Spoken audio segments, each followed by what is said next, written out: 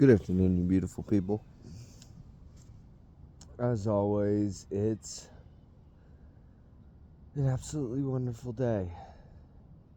It's filled with opportunities hidden in difficulty, and that in such times of high stimuli, I think it is a beautiful time to be very discerning with choice of words.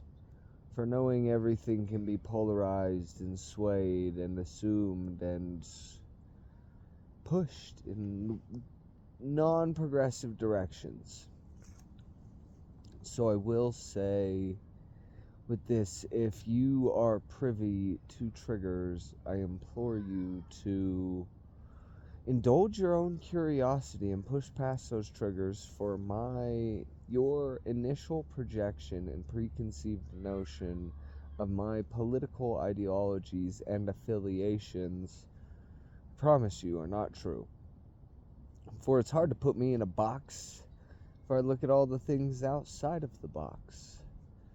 And that I wish it was so simple. Right now, we're dealing with monumentous times, a precipice of history, a transitioning from one era to another. We just had the elections where Donald Trump won and Kamala Harris lost. And we just picked our president at the most polarized time this country has ever been in. And emotions are high, facts are difficult to find, there's so much poison in the air that baseline reality has become skewed. So, let's start off with my understanding of the system. The machine that we have in front of us that is apparent is working exactly as it was designed to over hundreds of years ago. And that they started by saying, do not make this a two-party system. And eventually it transitioned into a two-party system with the backing of the Federal Reserve and key names of investors that were interested in the particular future that the two-party system could hold. The two-party system elections every 4 years has essentially become a participation game, which is the illusion of the freedom of choice. Like when you go to any store and you look at two different brands, Coke and Pepsi, you feel like you're getting two different options, but they're really owned by the same people. And I truly, with the understanding of knowing the machine is working is exactly as it is designed to, it is foundationally flawed and the disease was programmed into it. The self-seeking, self-interested exploitation and profiteering off of the backs and lives of its people, all while keeping them in squander. It has become a participation game of whose sticker are we going to put on the front door of the corporation that is the United States of America for the next 4 years, so that we can tear down old policies and build new ones. But if you scratch at the sticker, you'll see that they've been flip-flopping back and forth for so long for the pure intentions of keeping us arguing about the problems of days of old. They are the ones that are making history repeat itself, for they want to, because when history repeats itself, you can look at things and fine-tune them and change them to get the outcome that you want. And that's why I know this governmental guiding entity doesn't care about actual progress, because then they would be fine-tuning these bills. They wouldn't be flip-flopping every 4 years. They wouldn't be trying to destroy each other. They'd be saying, how do we actually solve the problem? Before we know, this giant corporation knows it can throw money around. That's how it solves all of its problems, is throw $1 billion at it. Do you guys know the difference between a million and a billion? If it was put into seconds, 1,000,000 seconds is 11 days. 1 billion seconds is 27 years. They just sent billions to Ukraine, but they can't solve homelessness for $20 million. We've been voting on which face do we want to look at for the next 4 years, and who has control of the system that made it legal to put poison in your food, to spray gases in your atmosphere, to give you fake foods and fruits, to put pharmaceuticals in your water. They made it legal to make you sick, and then they profit off of selling you the cure. When the good earth is rich and can provide for everyone. When the earth grows a cucumber, it doesn't ask for $4. Only the person does. The ones that have the self-seeking interests of exploitation for personal gain. And that is why the entire system must come down in ways, because every single pocket has been lined by the Federal Reserve, being backed by the Vatican, and that those two are so closely tied. And if you can't see it, that's no fault of your own. They did very well within this billion-trillion-dollar propaganda machine to hide those truths, hide the missing future, the missing past, and the actual nature of this game, simulation, this theory, this experience, this adventure. And now's the point where I really indulge you to push past your triggers, because we're going to talk about those two people. We are going to talk about Trump and Harris. We are going to look at it from a place of here and here simultaneously. For we must keep our humanity by seeing that other people are just scared humans. We're all just looking for hope right now. That is what everybody is doing. We are in the most polarized times of there being poison in the food, wars around the world, our dollar's collapsing, groceries are expensive, and we're all just trying to heal. And I think it's so very unfortunate that, and particularly one side more than the other, is saying, who supports this person for essentially, like, I hate you, I don't want to be your friend anymore, I don't care to share space with you, when over the opinion of one small domino. The actual, like, elections that just happened, it's not really that big of a domino, I believe. I believe it's the one domino between them that is separated into two separate domino effects, which is the universal law of cause and effect, that come along with their own sets of futures. As we know, I mean, I'm not going to say you guys don't already know that, but I'm going to talk about Harris now.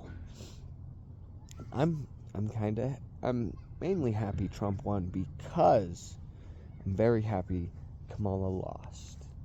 And I'll tell you why before you get too triggered within it, which is okay. Let's breathe through it. It's okay. It's a safe place here. What I see in Kamala Harris is a hand that is stuck through the back of her head that is running her mouth, and none of her words are her own, nor do they carry any weight. You all know me to absolutely love a good question. and I very intently listen to answers. I've tried to thrive in the area of just listening to exactly what people say. And Kamala Harris has this very unique way of answering questions that gets her out of answering questions. And she'll hear the question, she'll like restate it, reword it, connect it to a piece of her past or to a piece of culture or to a certain ideological line that affiliates with one side or the other. Well, with her side, and then will convolute the question again and then disregard the answer. And she won't even actually say anything of substance that carries any weight to the initial question itself. There isn't any juice to it. And that I see her as the same puppet as Biden and the same puppet as Obama, and they are part of the New World Order, and their pockets are lined by the World Economic Forum. If you're privy to doing your own research and understanding that it is not fun, in fact, it's quite boring, and there is immense time investment into it. If you actually care about knowing the truth in your future and the understandings of what's happening, you'll watch double-digit to possibly triple-digit hours of the World Economic Forum to realize that this is not a group of states heads or prime ministers or anything like that, but the wealthiest individuals in the world, and they are the ones that are truly talking about exactly what the plans are going forward. And a vote for Harris was a vote for a line of dominoes that was a smoother transition into a totalitarian dictatorship connected to every camera, connected to AI, connected to a social credit score and a federalized cryptocurrency known as the CBDC, connected to all of these EV self-driving cars, and connected to a 15-minute city of you not only being monitored in every aspect, developing this digital score within the metaverse and within the digital economy, that if you step out of line, if you start speaking words that they do not like, if you start saying you want to leave, that they can press a button and turn off your interaction with society. And that these individuals at the top that were born into families that basically have created the church and the bank as we know it, the families that created the foundation of the entire culture of the planet, are still alive and they exist. And I believe the meaning of being a human is about the friction, about the discourse, about the struggles of life, of having to strife. And that these individuals that were born into these families have no strife. They have nobody telling them no. There's not something they can't have. And the only thing that they truly thrive for now is a semblance of control. Because in reality, they know they actually do not and cannot have all-encompassing control unless there is consent, unless the idea was planted in the minds and then it grew to be this all-encompassing, individualized hustle culture of not trusting anyone through perceived fears of what the multi-billion-dollar propaganda machine has told us what is. And it has told us there's fear in the world. There's predators in everybody. There is this, there's that. The pointing fingers and throwing stones and saying these are the people, the reason why your future is now squandered. But I can promise you it is not the average person that is squandering your futures, but these interest groups and these banks and these investment firms such as Vanguard, BlackRock, and State Street that are exploiting you through fraud, through lies, through propaganda, and through programming. And a vote for Harris was a vote for the giant mega corporation that is the U.S. That is harvesting the souls of many by saying, you have to work until you die, and you have to give us half of it, for that's how the economy works. Bullshit. There is this is a quote, I forget his name, but there's unlimited amounts of money at the Federal Reserve. In the past 5 years, they have printed 60% of all the US dollar that has ever existed. And they're intentionally doing that to push us into that weird dystopic, totalitarian, technological dystopia. For that is the semblance of control that they seek. That is the Great Reset. It is to have a perfect machine that extracts the life force out of the vessel that is filled with the essence of God. And when I speak of God, I do not speak of the Christian God that is the white man and Jesus in the clouds Christianity. No, I'm speaking of the God that all ancient texts speak of, the omnipotent frequency that is everything around us, that is light, that was the first frequency, that was and is the sound of the universe ever expanding. Whether we are on a globe in a massive chasm of everything and nothingness, or we are on a flat plane realm with a dome on top of it because God created that way. Everything's true and false simultaneously, but they're harvesting the God, the anthill that is behind the eyes, the thing that is unlimited energy. They are siphoning off the energy of the toroidal field that is our hearts and the powers that lie within emotions. But if they have us completely living in the transgressions of our own body, because they're putting poison in our foods, they're putting fucking sex in all of the propaganda and making us just animals of fighting, fucking, and feeding. Animals that do nothing but chase the instant dopamines and instant comforts of the fun and the ignorance that is refusing to say our consequences have actions, and the lack thereof our actions have consequences. And now we're going to talk about something that's particularly polarizing, and that is a man named Trump.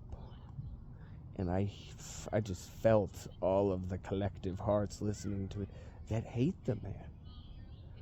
For he made it easy for them to slander him in the sense of he's a brash man, he's a businessman, he's, for a lack of better words, not saying he should be idolized in this way, but a man's man.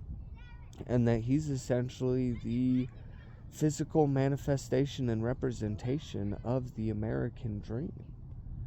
And that, granted, he's had 7 bankruptcies and he's a failed businessman. Any true entrepreneur will know that if you're not on the verge of bankruptcy and you're not making big enough moves, and that failure isn't inherently a bad thing.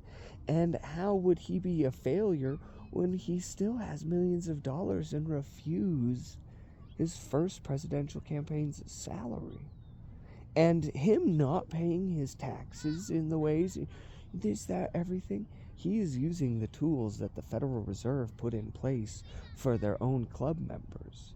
He has been using all of the things of the machine that we all live in, and we can all use those tools too. And with this, I see Trump's line of dominoes. Trump is a fucking monkey wrench in a fine-tuned machine, and that he is not part of their club, and that he's not easily influenced by money like all the other low-frequencied, greedy Congress members, House members, actors, and the people that are on the front page and the poster of what life is. If you can, we won't go into that fractal yet. But Trump, being the monkey wrench in a machine, he's landing between cogs. These cogs are grinding. There's friction in the machine that was so very well oiled by petroleum jelly that's now in all the food. And those cogs are stripping.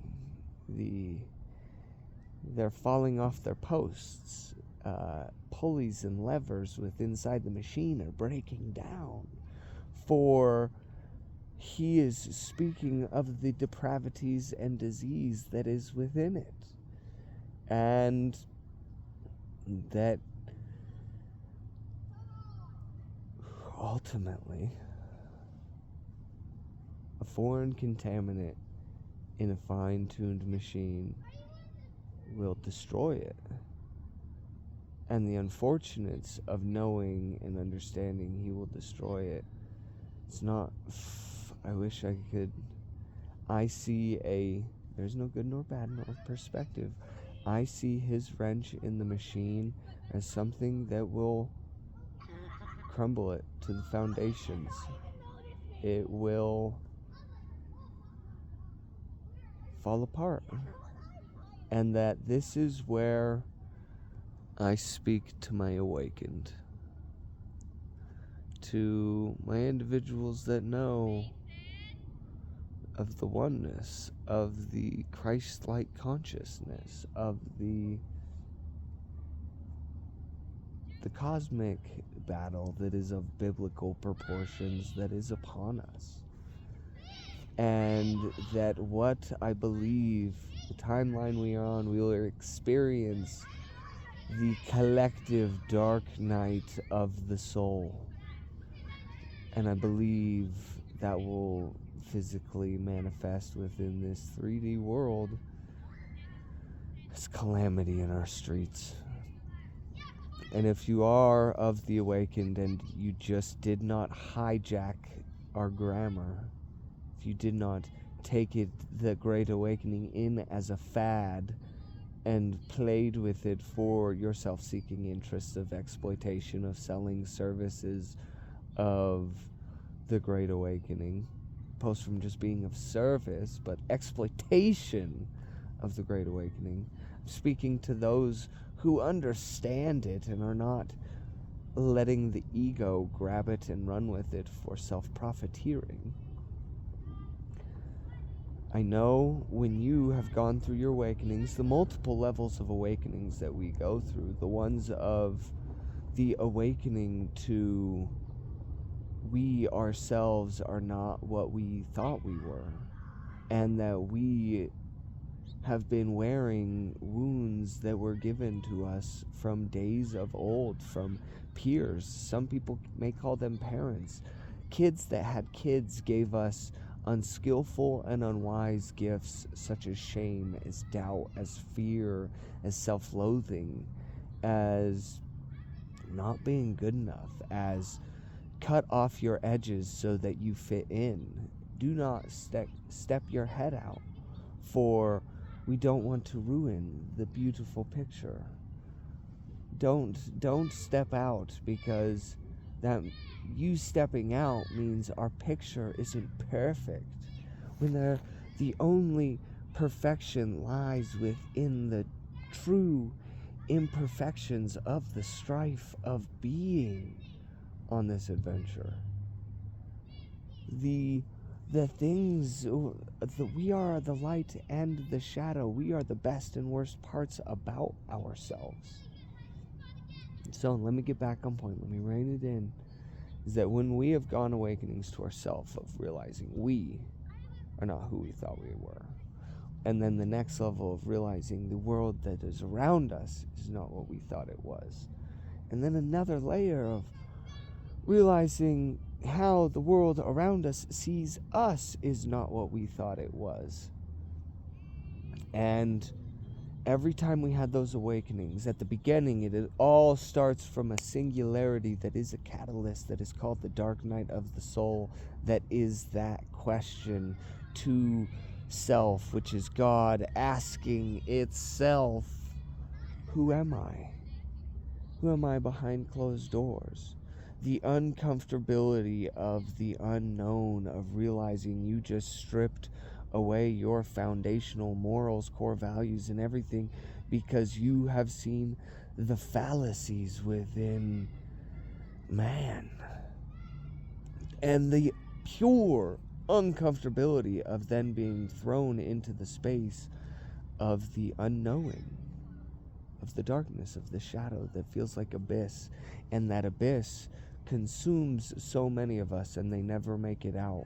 For when that dark night of the soul, that singularity in the toroidal field that disrupts the energy with intentions to increase the frequency and the energy, when it gets lost in the dark night of the soul, it crumbles and it is put away. But within that dark night of the soul, there is the opportunity hidden in difficulty that is integration. Sorry. It's okay. I can't wait to be a dad. I want to be a dad so bad. No, you're not. This is over here. Cute. There's nothing to hide over here. So, the opportunity hidden in difficulty and the way we get out of those awakenings is integration, is transmutation, is it enters us, into us, through our receiving port, which is our heart center. And if we have not done the work, not done the shadow work, that is where it stops. And that it is not transmuted through all of the different energy sources in our body to have a full, all-encompassed knowing of what is. And if we live purely in our emotions, we are at the whims of the world around us, and we cannot properly respond to the world. For everybody is only reacting to the world the way the world reacts to them. And it is a never-ending echo chamber of cause and effects, of back and forth, of stagnancy, of the lack thereof growth, of increased frequency. But that integration, this is getting back on point. It's that I believe the man that is a monkey wrench, that is in the machine, that is degradation of it, that is breaking the cogs, levers, and pulleys and mechanisms of the machine through his mere existence, will usher in the age of a collective dark night of the soul, which will be extremely uncomfortable, and the world around us will change overnight, and it will not look anything like what we thought it was, for it no longer is that construct that has been made for us. And within this unfortunate singularity in time, unfortunately fortunate, there is the opportunity hidden in difficulty of knowing within that uncomfortability, we have to be able to be first and foremost understanding the lesson and immediately start to integrate. For when we start to share space within these times of being thrown into the pit of the unknowing, we must be able to work together and speak to each other from here and here, simultaneously, being patient, transparent, understanding, respectful, and imploring reciprocity and imploring respect, and all coming from a place that has love for humanity. For there is a fragment of God in every single one of us, and that is who we are trying to speak to. But we must show ours first. And that is what the new earth looks like. The new earth looks like the person-to-person interactions, the ground level, the butterfly effect. So many people worry about going in the past and stepping on the butterfly to change the future, but aren't willing to do the tiny things now that may usher in that irrevocable future. the new earth that will come from this will be one of people working together, of realizing how thin the game is that they put in front of us. The game of seeking to acquire as much paper as possible, for happiness is in there. Happiness isn't in there, but the ability to be more of oneself is. The ability to have less friction between choices, so that there is less friction for them to actually have to grind away at to truly question oneself. When one has fallen into money with no strife prior to know the answer of who am I behind closed doors, who am I when no one is looking, of course every single time that opportunity is given to that vessel and that person, they will get lost in it. They will get lost in the game. For that in itself is the Matrix. The thinking, all of the lines were made up. The rules were made up. These games, these side quests that are lifelong side quests. They tricked us into thinking the side quest of making gold was the main quest. And that simply is not it. For that paper doesn't even exist. The paper is an ideology of a value that I can hold on to, that I can give without actually having to give any of my true value, any of my true essence, because I have this barrier between our hearts, and that looks like I'm going to throw money at you and you're going to do what I say and you're not going to question it. And that's why I understand it's hard to question the money. It's hard to say no to the money. It's hard to truly want to do away with that system, because that system, there's opportunity hidden in that system. For if you're part of the awakening, I know what you would do with the millions. You'd immediately start throwing it at everything and everyone. Throw it into trees, throw it into land, throw it into your friends and family, throw it into the starving artists, throw it into the hearts of our loved ones, because of knowing that it doesn't really carry much weight, but it can ease the stressors of the in-betweens. The in-betweens that are the days where we are lost to ourselves, lost to the game, going to a job we hate, to pay for a house that we need to live, to have some semblance of comfortabilities, to be able to have a roof over our heads so that we can mindfully watch a box of mirrors that shows us whatever stories we want, whatever whimsical dreams we could live in. They throw that on the TV and make us disconnect from realizing that we're in our own movie and that we can make those things happen here. It can be just as whimsical as an adventure.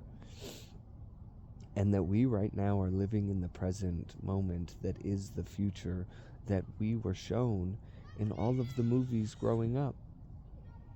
That such thing as magic exists.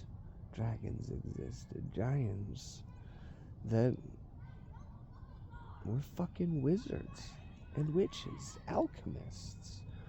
We have the ability to play with the frequency of God because it is us, and that we can manifest the new earth around us. And this, I would hope, would be a call to action in a way that is, can you imagine how much force and energy would back 100 slivers of God that know themselves, that all see the common goalpost, and that all see the same picture and all put their energy and manifest towards the same common goalpost? It's like that. And so it is. Because that much energy, that many spells being spoken, whether those words are internal or external. The new earth is here. It's here. I know if you know of manifestation, you have to be able to put it in the present tense, for then so it is. The new earth is here, and it looks like, shout out to Morgan Dotson, cultivating compassion, cultivating curiosity, cultivating patience, cultivating the ability to listen, cultivating the ability to respond and not react, taking nothing personal, for knowing all of our slivers of what is known have been skewed, for the world around us has conditioned us. And it's been death by 1,000 cuts, where we all have to heal the thousands of wounds that were given, for those wounds are only given when we consent to them being given. When we accept someone's hurts and we internalize them and we accept them, instead of that universal law in place in our hearts of taking nothing personal. I have a beautiful quote, favorite quote. I've said it before in these videos, but love. Love is a very powerful word that can often be misconstrued, misused, and often overlooked, in the sense that we as human beings hear the word in everyday life and are unaware of how potent it is. You see, we need to love life, love one another, find good in those who have wronged us and those who detest for reasons unknown. A wise man once told me, I may not have the power to change the world, but let me inspire someone who can.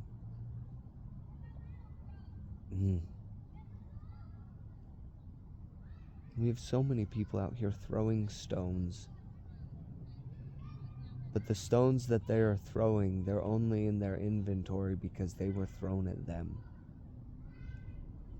And no one would be throwing stones if no one had stones in the inventory that were given to us from days of old. These stones that we toss are family heirlooms passed down from generation to generation. And I believe to cultivate compassion, to transition into this new earth, we must relinquish our desire to want to throw stones. Well, that would make sense by the time he disembarks. Hello, adventurers. Huh? Hello. Hello. How are you today? Good. How are you? I'm exquisite. It's a good day to have a good day. It's a gorgeous. Hi, little pupper. Huh? You cutie. Thank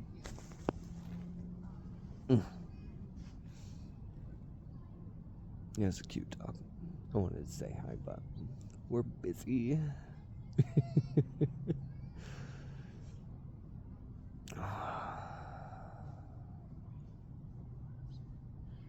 I have a side quest for you, and that's go outside and put your feet in the grass. And look around you. See the good and the bad simultaneously. Seek the duality that is the energy that is always around us, and that both can be tapped into. And that to live in one side or the other is unskillful and unwise. For we have to be aware of both frequencies and then choose to be the one in the middle.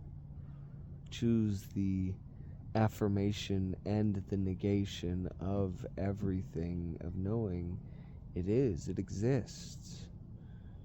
Everything exists, every God exists because there is a vessel on this planet that believes it does. And because of that, so it is. All it takes is one toroidal field, one heart, to believe in something wholeheartedly enough for it to become true, for it to become physical, manifest within their own energetic field.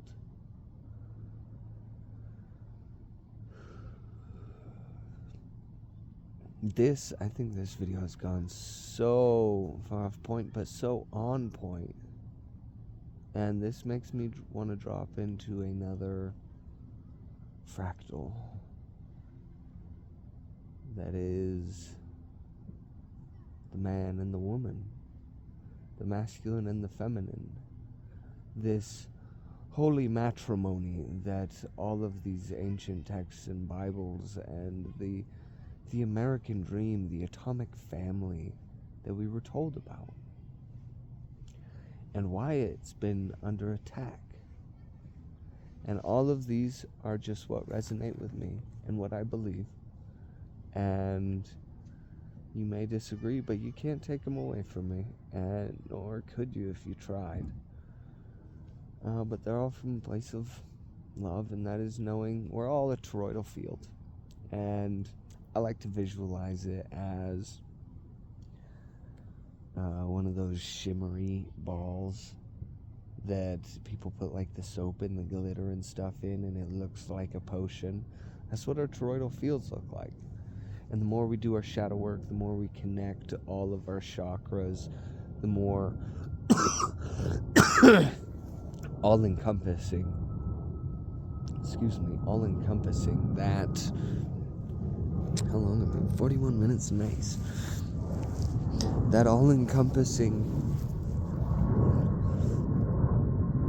energy and color that's in our toroidal field. The energies that surround us. If we're living purely in the transgressions of our body, it's purely red. That is the place and space of fighting, fucking, and feeding. But the higher we go up in the chain, and the ultraviolet of the crown is one of all colors, of all encompassing, of knowing we are all of it at once. And this, why I think hookup culture has been made a thing, why polyamory has been pushed so very much in a way. And I say this word with no negative connotation attached to it, but the depravity that is this living a free, whimsical life of fucking everybody we want. For every time we have sex with someone, we sign a soul contract with another, and that we exchange energies. Our toroidal fields then share a bit of that shimmery golden light that is in our toroidal field. We pass those off, and when we separate, we are still intrinsically connected. And it's like one of those shimmery balls. Let's say this one was purple, and then it overlapped with one that was red. Then there'd be tracers of this red, and it would kind of fuck with the hues of the purple. Not fuck with in a bad way, but just inherent cause and effect of frequency, of light, of color, of energy. And the more individuals that we have sex with, the more soul contracts we are signing, the more we are not only giving fragments of ourselves away, but then taking on fragments of others and then running with them and wearing those in everyday life. The more partners that we have between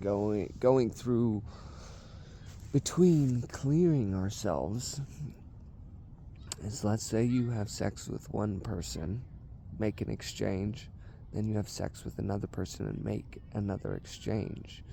That second person just received a small convoluted portion of the energy from that prior person, and that you are now 2 tiers connected through someone you don't know. And I don't think it's necessarily a healthy connection, for it's someone else's emotions, thoughts, it's someone else's life contracted to you. When they feel anxious, you're probably going to feel a little bit anxious. And then let's multiply this hookup culture and this polyamory of fucking so many people. If you fuck 10 people, man or woman, fucking these 10 people, and then fucking the 11th, that 11th person is energetically and frequency based, making a soul contract with 10 other people in small fragments, and that then their toroidal field has 10 very obscured and very diluted colors of other fields. And that to indulge the space of not indulging the flesh of the transgressions of the body, the desire to spread the seed, the desire to have fun and be lost in passion, is ultimately hurting our purest essences. For our purest essence doesn't have time for it to find its own homeostasis within its own base frequency without any other stimuli or catalysts acting upon it or working in negation of it. And that this holy matrimony that many talk about, it's why the nuclear family has been under attack, is because when the pure energy of the divine masculine and the pure energy of the divine feminine, and those two pieces of God understanding their divination roles and them choosing to love, choosing to not stray outside of it, is an exchange of energy. And that those two exchanging energy are the only two energy forces, I believe, in the spectrum that can be properly reciprocated, and that can be an autonomous loop, that there is no energy needed outside of it. And that when a man and a woman come together in holy matrimony of a frequency-based energetic transaction of molding two toroidal fields together, you then wear the armor of God that is the frequency of love, that is standing in one's authenticity and choice of choosing to be with one person to carve the future out of the path that is made of solid granite. And when you wear that armor of God, when you find that person you choose over the rest, I no longer want to have many, but only one, for I know I am one, and I see this person seeing me in them, and I in them. Can we truly reach our best selves through the sharing of responsibility and weight of the biblical battle that is the attack on our essence, our soul force, our love, our most foundational desire, which is just love. Human beings don't want to live by each other's misery. They want to live by each other's happiness.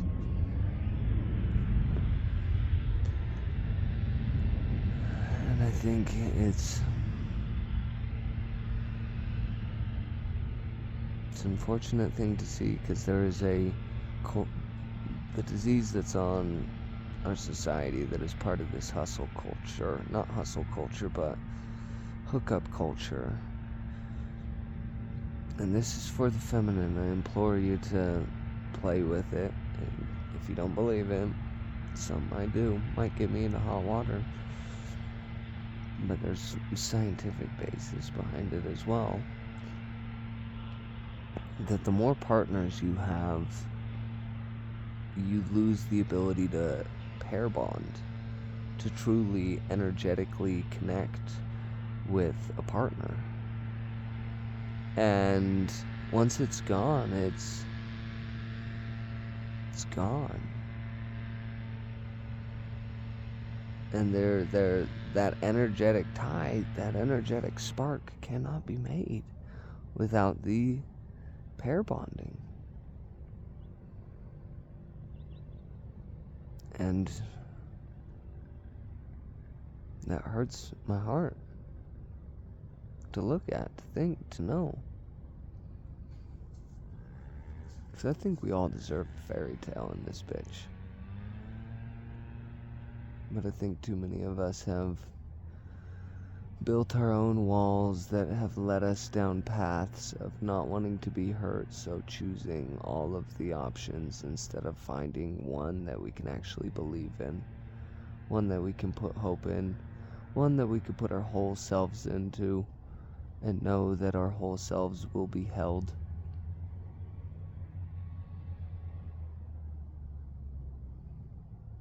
To give someone the full ability to crumble us, to destroy us, and knowing they choose not to, and they choose to pick us over and over and over and over. You get chosen every time, even through the hardest of times, the unskillful and the unwise times, the times where you may not have been showing up as your best. It's times where you were trying your absolute hardest to show love, and that the love was never held on to in the first place, but it was just taken for granted. And I think that's this hookup culture, is the sacredness of what sex actually is, and the soul contract and the frequency sharing. It's been convoluted into something that's just fun. And there's so much more than that. There's so much beauty in it. The pure, raw nature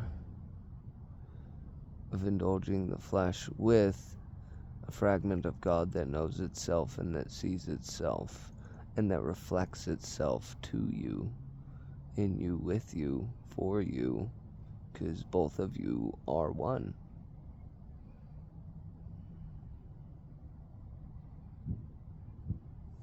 Don't get me wrong, I know it's hard to say no to the fun of it. We all know why we do it. It's fucking rad.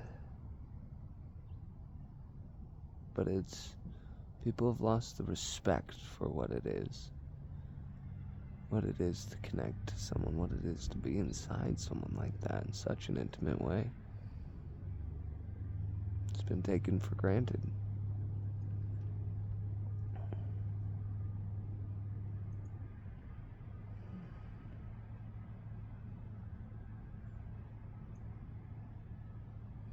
We got here from starting off on the pyramid.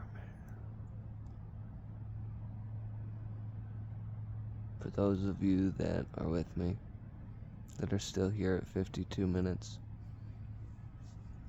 I love you. I'm grateful for you.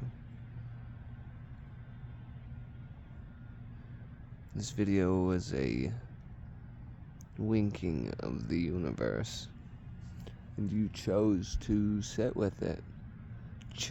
Choice,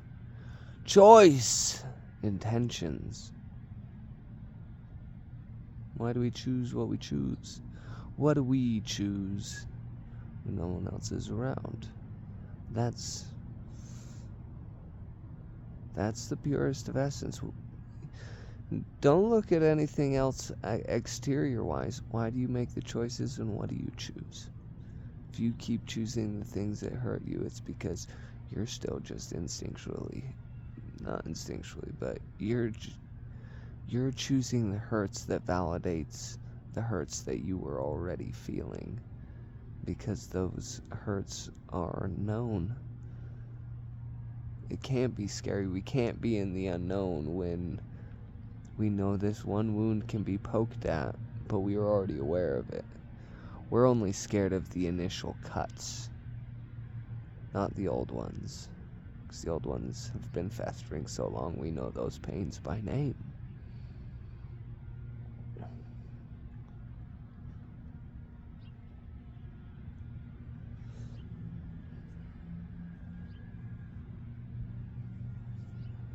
I'm grateful. For me, I'm grateful for this grass. Look at this grass. Look at you. You should be so fucking proud of yourself. you're still here. You're still kicking and screaming and fighting in this.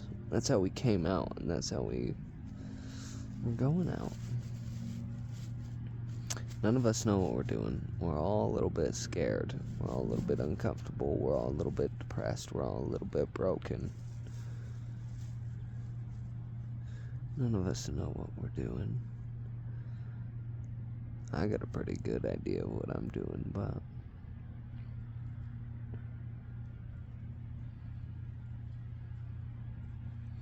what a crazy adventure.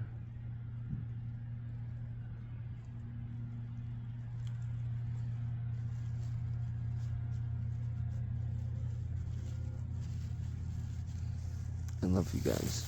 You be good. I'm gonna shut up and meditate now. That's why I came out to this park. And got caught in an hour-long video. Holy shit, I'm 2 Netflix episodes